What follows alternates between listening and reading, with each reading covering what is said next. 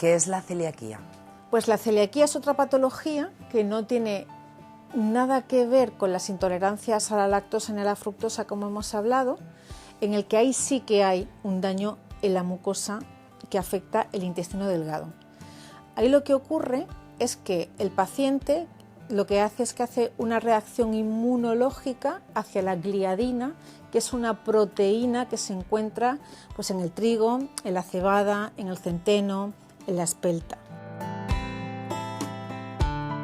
Clásicamente el paciente celíaco pues, solía ser un niño pequeño con retraso del crecimiento en talla y en estatura, con malnutrición, con mala absorción, delgado, con déficits nutricionales, pero actualmente esos perfiles son cada vez más anecdóticos y cada vez diagnosticamos más la celiaquía del adulto.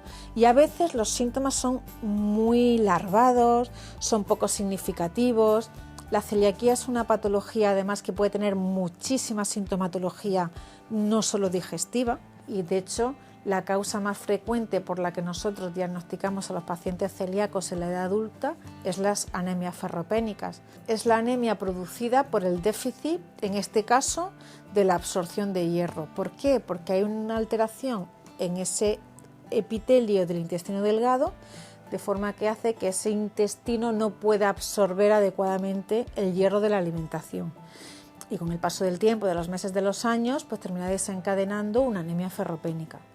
Pero es que además, como hemos comentado, la enfermedad celíaca en realidad es una enfermedad que produce una activación del sistema inmunológico y se relaciona con otras enfermedades de causa autoinmune, como por ejemplo la tiroiditis, como por ejemplo las afectaciones de la piel, el vitíligo, la psoriasis, una afectación celíaca en la piel que es la dermatitis herpetiforme, que es la expresión de la enfermedad celíaca en la piel, que los pacientes no lo relacionan, pero que se produce en los pacientes celíacos, abortos de repetición, muchos déficits de micronutrientes que van a producir déficit de coagulación, alteraciones inmunitarias a muchos niveles, cefaleas, migrañas.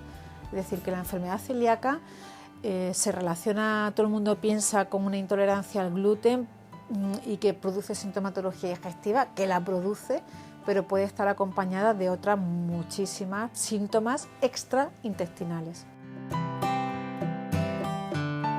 Para diagnosticar a los pacientes celíacos, pues se tienen que dar varias circunstancias. Por un lado, sospecharlo, de tener una clínica compatible, tener unas lesiones específicas en el intestino delgado, y eso se diagnostica haciendo una gastroscopia, entrando dentro del marco duodenal y con una pinza de biopsia cogiendo una muestra de tejido del intestino delgado y analizándola al microscopio. Luego tiene que tener un sustrato genético predisponente y luego tenemos que tener que el paciente, al retirarle el gluten, ¿de acuerdo?, pues mejore significativamente. Es una enfermedad compleja que en ocasiones llegar al diagnóstico pues no es fácil,